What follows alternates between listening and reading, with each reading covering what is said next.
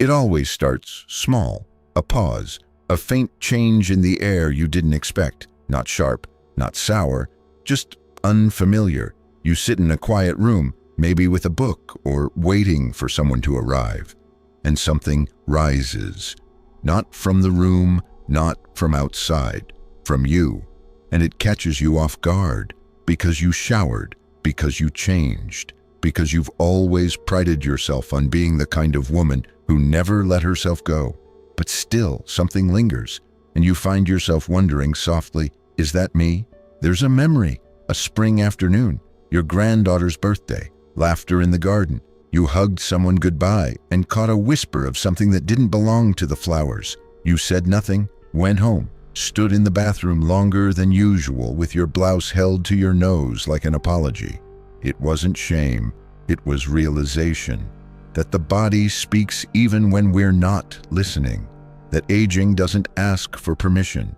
It simply begins. Now you approach this differently. Not with fear, with care.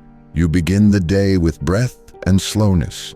You lean into the mirror, not for makeup, but for noticing. You breathe. You ask, what would feel clean today? Where have I not reached in a while? This becomes the ritual, not to prevent odor, but to honor the places you've stopped looking. Because scent isn't shameful, it's a request, a soft knock from the body saying, I want to be loved too. And in answering it, you don't lose your dignity, you return to it. Bathing used to be automatic. A quick rinse, soap where it counted. Dry off, done. It worked for years. The body stayed clean, the skin forgave shortcuts. But then, something shifted. Not all at once, just a slow forgetting of the places no one sees. Behind the knees, under the breasts, the gentle folds of belly and neck. You stopped reaching for them not out of neglect, but because life got faster and the body got harder to bend. And in that forgetting, the body remembered for you. There's a memory, a summer day, a loose blouse, a moment of movement, and suddenly a scent you hadn't expected. Not strong, not alarming, just enough to make you want to excuse yourself early. You went home, filled the bath, and sat down slowly as if the water might forgive you for forgetting. That became your reminder, so now you sit when you need to. You use a stool, a soft cloth, and sometimes a mirror to find what's been out of sight. Not out of vanity, but reverence. You make it a ritual, warm water, gentle music, a loofah you chose not for its utility, but for how soft it felt in your hand. And with each movement you say to the body, I still choose you. I still see you. You are still worth the time it takes. You used to bathe to be clean. Now you bathe to be in relationship with the skin you've lived inside for decades. Still here, still needing to be touched with care. You pick up a shirt from the chair. It looks fine, smells almost fine. You wore it once, maybe twice, not enough to wash, right?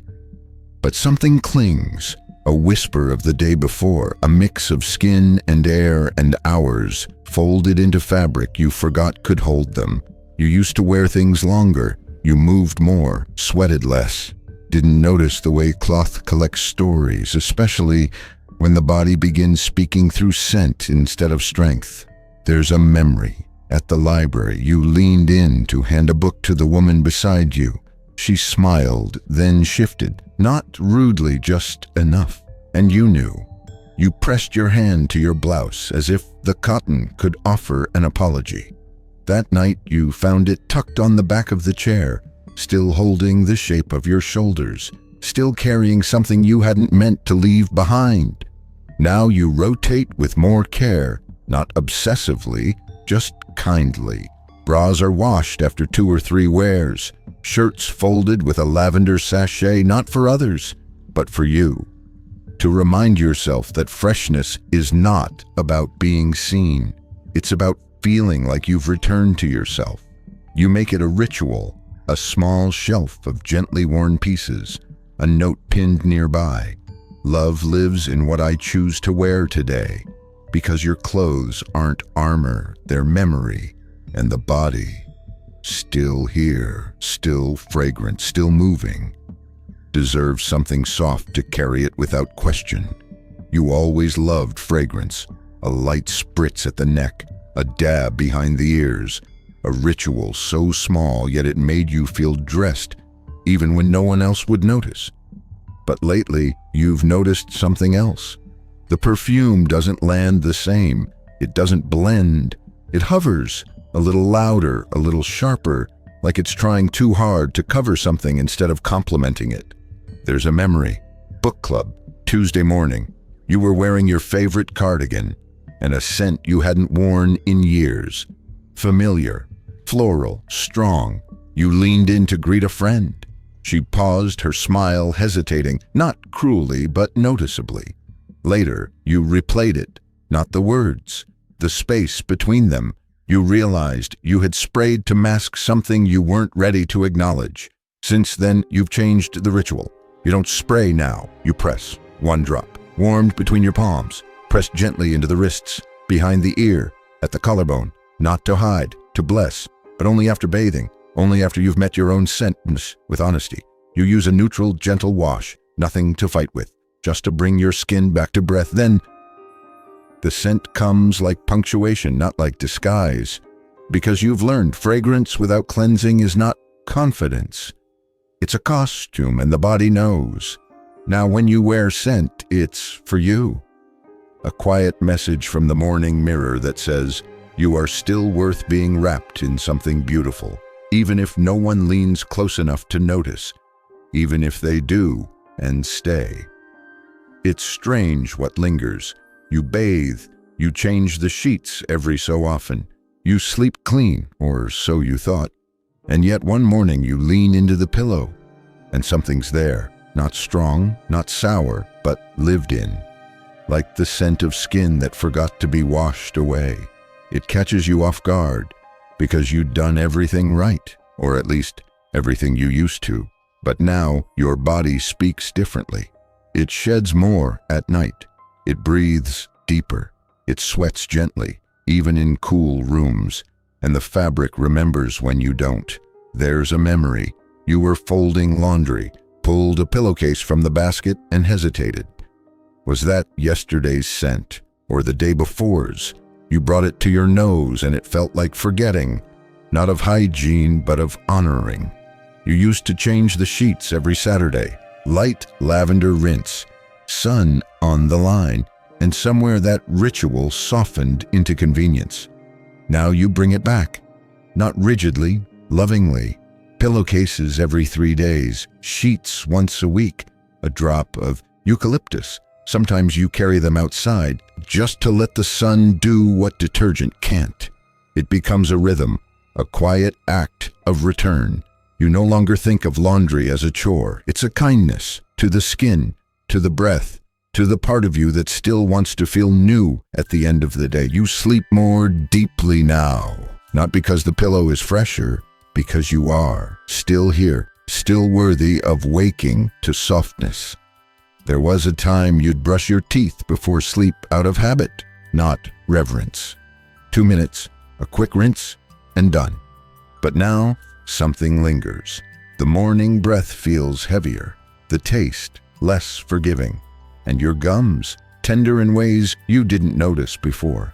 You begin to wonder, what did I leave in my mouth that sleep tried to process and couldn't?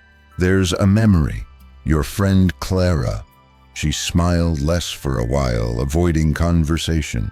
One afternoon, she confided a quiet infection, a result of forgetting just once too often to remove her dentures at night. Not laziness, just tiredness, just forgetting that the inside of us needs care too. You think of that often now, not out of fear, out of love. So you begin your own ritual, a slower brushing, a soft floss, a cool rinse, not alcohol heavy, but something gentle, minted water or salt. If you wear dentures, you remove them like a thank you. Let them rest. Let your mouth breathe. You no longer treat oral care as the end of the day. It becomes a pause. a chance to say you've spoken, chewed, smiled, stayed quiet. You've done enough. Now let's rest clean, because even the parts of us no one sees carry the residue of being alive. And they too deserve a moment to feel tended to, still here, still speaking, still worth soft care even when the day has gone silent. You thought you were drinking enough. Tea in the morning, more in the afternoon. Evening sips from a favorite mug, but fatigue still lingered. Your skin felt dry, your lips chapped without reason, and your thoughts just a little fogged, like windows waiting to be wiped clean. Then came the blood work, mild dehydration, despite the tea, despite the routine, because your body, after 60, asks for things differently. Tea soothes, but it also pulls, draws water from where you need it most, and you realized you were hydrating with warmth, but not with restoration.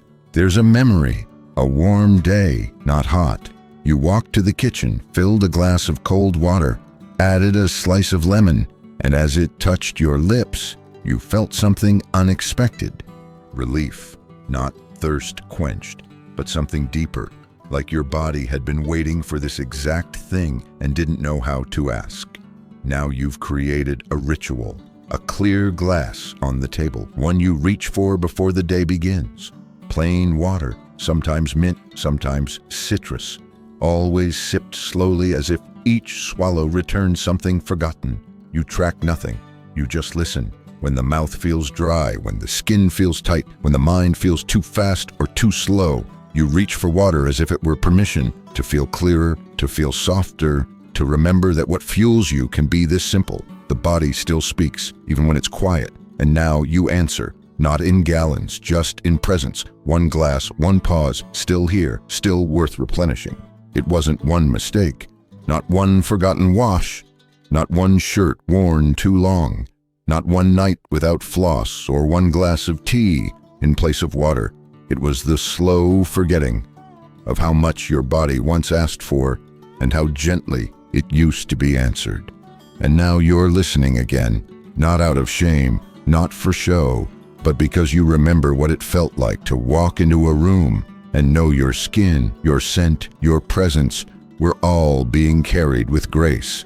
You've started reaching again for the loofah, the lavender rinse, the fresh pillowcase, the water, plain and clear, not because anyone told you to, because the body, quietly and without complaint, asked.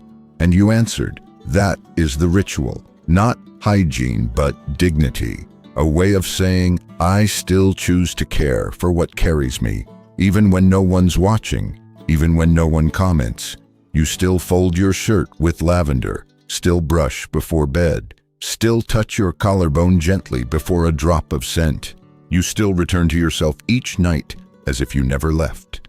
Still here, still clean, still wholly yours.